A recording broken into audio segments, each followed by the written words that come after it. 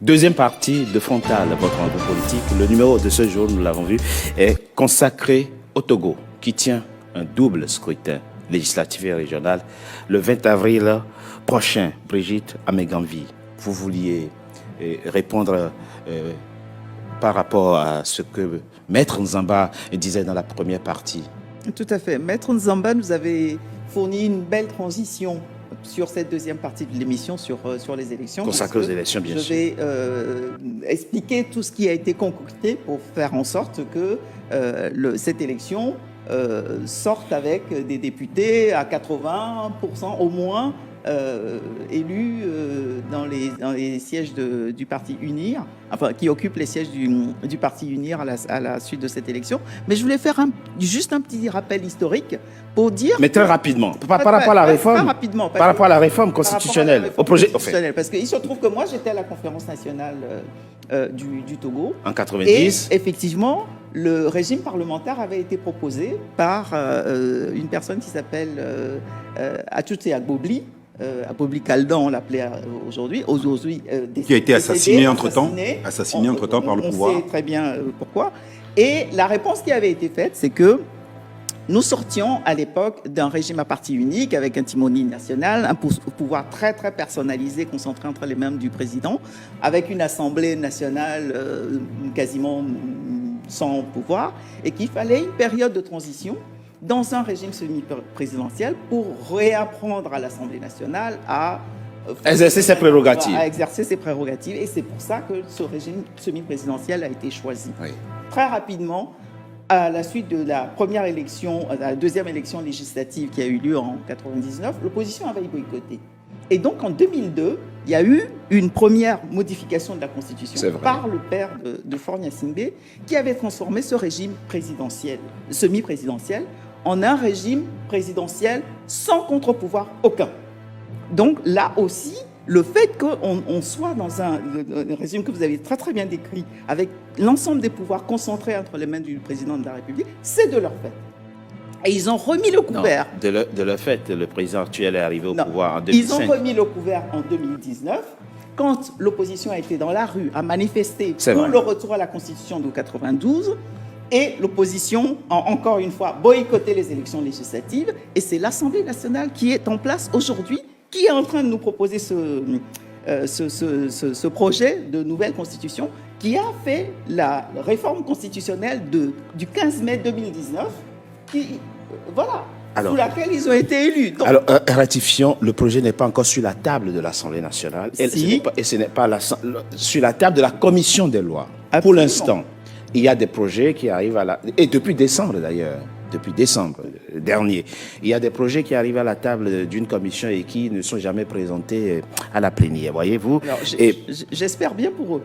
Et c'est là que j'embraye sur les élections législatives prochaines, pour dire que, en fait... Vous appelez l'opposition à y participer puisque vous avez boycotté les dernières. Oui, non, mais ça suffit, les boycotts d'élections législatives. Il est hors de question maintenant... Mais qu'est-ce qui a changé en temps, Madame Ameganvi? Oui, excusez-moi de poser la question. Qu'est-ce qui, en 2018, motivait le boycott et qui n'existe plus aujourd'hui? Moi, je faisais partie de ceux qui avaient pensé qu'après le boycott de 99, il n'y aurait plus jamais de boycott législatif. Donc vous étiez plutôt pour en 2000. Sauf que la CEDEAO a un peu aidé la C14 à boycotter en lui disant « mais si les conditions ne vous conviennent pas, n'y allez pas ». Aujourd'hui, les conditions ne conviennent pas, mais l'opposition va y aller quand même. Très bien. Et nous, organisation de la société civile, nous considérons que tous ceux qui appellent au boycott des législatives prochaines, ce sont des gens qui travaillent pour le régime Gnassingbé parce qu'il a intérêt à ce que l'opposition boycotte. Mais l'opposition ne boycottera plus. Malgré les conditions qui sont totalement iniques, malgré une répartition des sièges de députés qui fait que l'ensemble de la région maritime, qui représente 44% de la population du Togo, n'a que 27% des sièges. Alors, elle vote à 20% avec un peu plus unir, et donc ils savent avec un peu plus de 3 millions d'habitants. Mais excusez-moi, Karl Gaba, je l'ai dit dans mon mot introductif, la grande innovation du rendez-vous électoral du 20 avril, c'est les élections régionales. Où désormais, pour justement régler cette crise de représentativité, le pouvoir instaure les élections régionales où on aura 179 conseillers régionaux. C'est au moins quelque chose que vous saluez? Je voulais revenir. Comprenez-moi, j'ai une difficulté à saluer les actes de ce régime dictatorial qui verrouille le système. J'ai du mal. Parce que la finalité... Rien ne trouve grâce à vos yeux. Mais tout est mauvais. Mais non, mais pas tout est mauvais. Excusez-moi, quand il n'y a pas d'issue et que vous avez 2 millions de Togolais qui sont contraints à l'exil, que nos parents ne peuvent pas travailler librement, que le peuple ne peut pas manifester, la liberté d'entreprendre est conditionnée au fait d'avoir un sponsor, un tuteur du régime, la justice est totalement instrumentalisée, les assassinats n'ont de cesse de se perpétrer au Togo. Comment voulez-vous donner un quitus à ce pouvoir qui, pendant 60 ans, est en train de nous égorger, de nous tuer? C'est une question de vie et de mort. Et j'en revenais à la question électorale. Oui, il ne faut pas priver le peuple de pouvoir aller sur un champ de bataille, quel qu'en soit le champ de bataille. Donc il faut aller aux élections. Que ce soit massivement. Les élections, que ce soit la révolution, que ce soit la lutte armée, le peuple doit être toujours en manœuvre. Non, lutte armée, je ne parle pas de lutte armée dans mon émission. C'est une option qui existe dans les luttes de libération de peuple. C'est une option qui existe. Et donc je dis, quelle qu'en soit l'option de lutte, je demande au peuple togolais, mobilisez-vous à participer à toutes les options qui se présentent à vous. Si ce sont des élections, vous y allez. On sait qu'elles sont truquées. On sait qu'elles sont manipulées. On sait que les députés sont nommés à l'avance. Mais par contre, nous participer à cette lutte parce que désengager un peuple, le déshabituer à se mobiliser, à se combattre, à refaire, effectivement, refaire sa vie, déshabituer un peuple à faire ça. Vous appelez l'opposition togolaise non seulement à participer à ce double scrutin. C'est pas l'opposition togolaise. Mais vous appelez les Togolais aussi justement à aller massivement au vote. Donc on est d'accord sur le principe. Je leur demande de se mobiliser parce que c'est un champ de bataille. Et ce champ de bataille-là, choisissez le candidat que vous voulez, à qui vous faites confiance. Mais ça, c'est un appel positif. Il faut aller confronter ce régime-là sur son terrain. Il mène une lutte dans laquelle il veut nous empêcher de venir lutter. Leur système, c'est ça. Ils organisent des élections truquées, ils nous empêchent de venir lutter. Ils censurent nos candidats.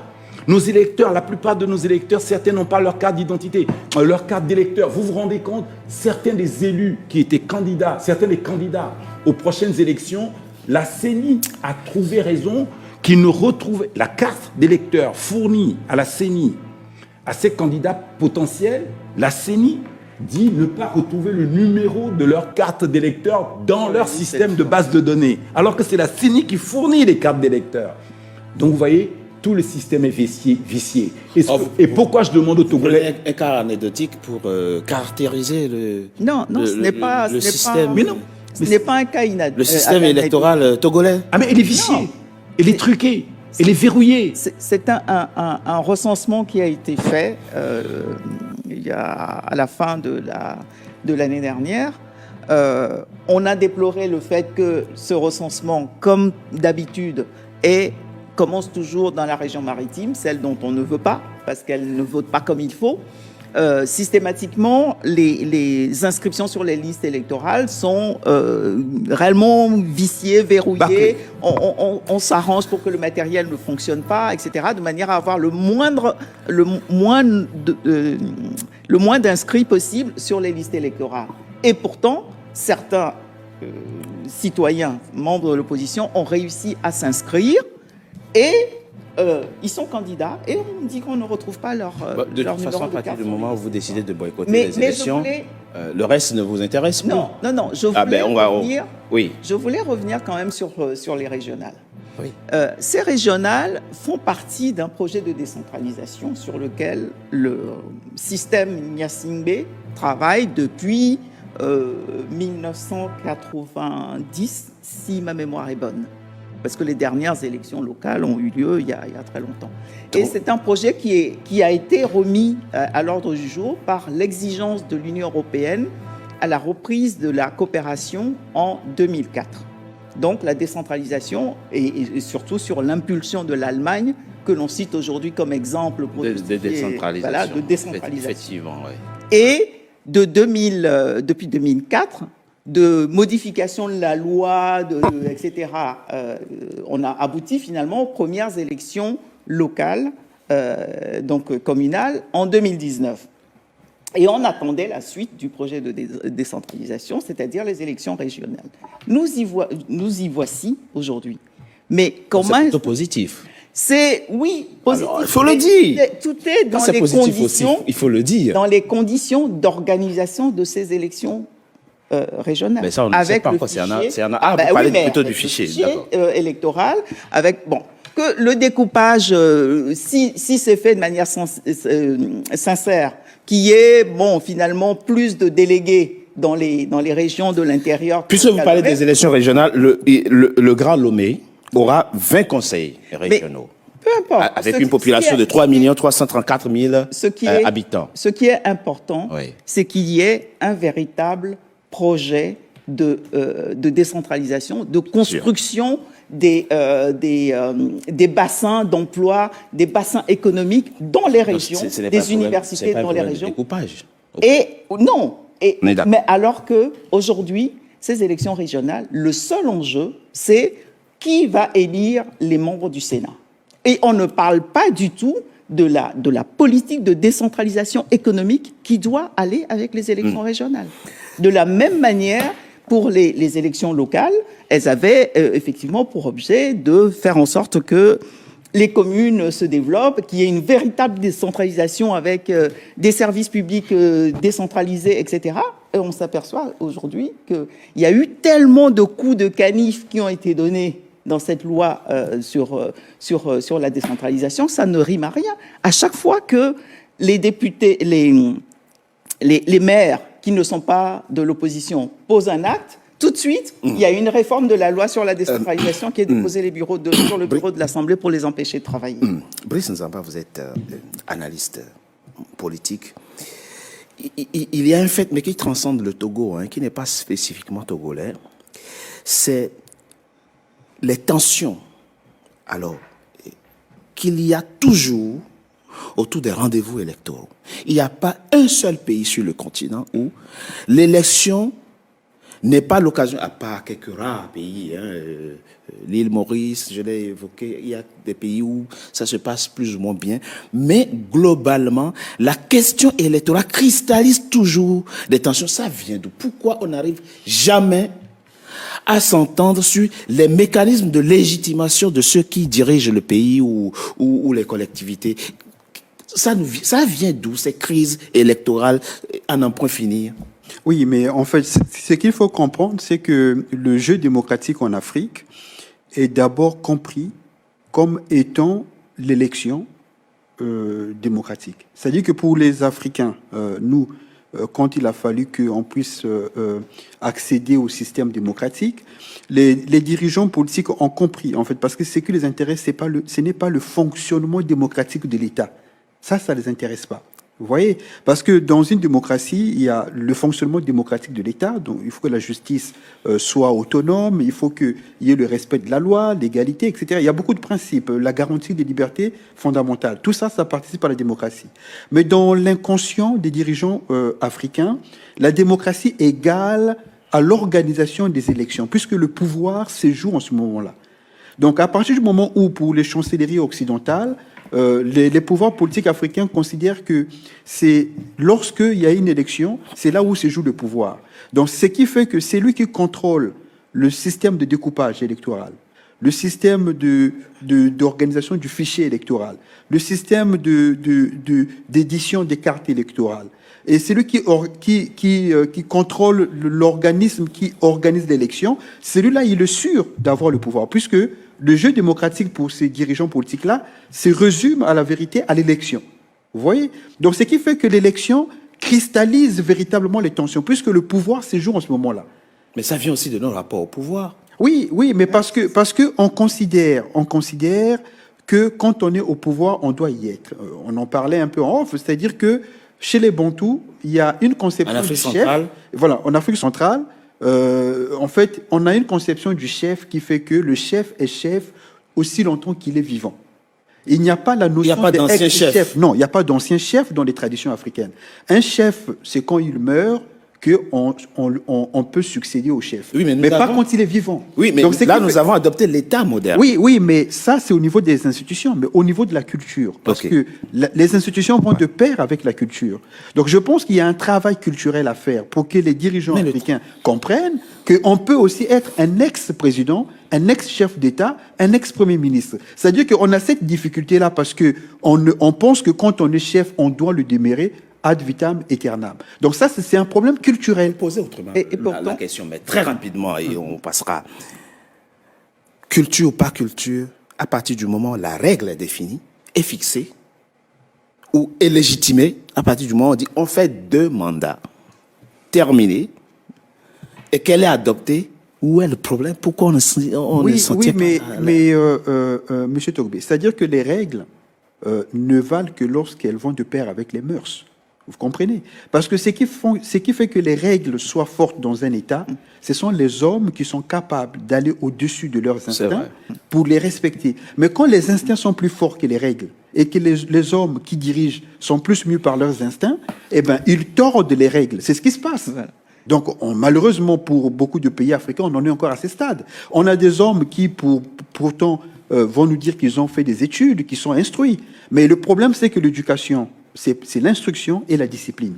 Il y a beaucoup de gens qui sont instruits, mais qui ne sont pas disciplinés. La discipline, c'est la capacité à pouvoir respecter les règles et à pouvoir contrôler ses instincts pour respecter l'intérêt général. On a du mal sur le continent. Et surtout, pardon, je rajoute juste, on a des dirigeants qui considèrent que les règles ne sont pas faites pour eux, mais pour les autres. Oui, parce que c'est un problème de discipline. Mais ce que dit Brice Nzamba est d'autant plus vrai qu'il n'est pas exclu, excusez-moi, Kagaba, que certains Kagaba, demain au pouvoir, fassent vivre pire à l'opposant qu'il en a vécu. On l'a vu sur le continent, il y a plein d'exemples. On a vu ce que Condé a fait, lui qui a fait 40 ans, Alpha, je parle, pour prendre le cas des présidents anciens, lui qui a fait 40 ans dans l'opposition, qui a tant subi, qui a subi pire que ce que vous vivez, quand il a pris le pouvoir, on a vu comment il a dirigé le pouvoir. On a vu des présidents en exercice aujourd'hui qui étaient en exil et qui, une fois arrivés au pouvoir, ont exilé leurs opposants. Donc, au fond, la question dépasse et transcende nos pays, les réalités de nos pays, et nous plonge dans nos cultures, dans notre imaginaire à nous et dans nos rapports au pouvoir, finalement. Non? Ça dépend de l'éducation de chacun. Ça dépend de l'héritage que nous avons personnellement. Je suis togolais, métissé, avec un cap-verdien, donc le tribalisme n'est pas mon problème parce que mes parents ont choisi de s'ouvrir au monde. Je suis protestant et vous connaissez les protestants. On a une valeur qui est la communauté avant soi. Donc du moment qu'on a ces valeurs qui sont ancrées dans nous, donc nous travaillons pour la collectivité. Nous ne travaillons pas sous forme tribaliste. Nous ne travaillons pas dans une notion de clan. Nous travaillons pour la collectivité. Et c'est ça que nous a enseigné également nos grands-parents qui ont mené les luttes d'indépendance au Togo. Sylvanus Olympio, sous l'égide de mon arrière-grand-père qui s'appelle Augustinio de Souza, ils ont développé un concept qui est l'indépendance totale. Ils ont mis en place un système qui permettrait effectivement à tous les Togolais de se retrouver dans un idéal. Et pendant 5 ans, Sylvanus Olympio a déployé un programme dans l'intérêt de tous les Togolais. Et c'est ce pourquoi il a été assassiné par le père de Faure Gnassingbé sous la complicité et l'ordre de la France. Vous avez les preuves? Non, mais C'est l'histoire. Je propose- Non, attendez que j'aille au bout. Donc c'est une question, c'est ça. La motivation de Togo Debout, c'est quoi? Je vais vous l'expliquer. Mais en attendant, permettez qu'on marque un coup de pause. On se retrouve dans quelques instants D'accord. pour la troisième partie de notre émission. À tout de suite.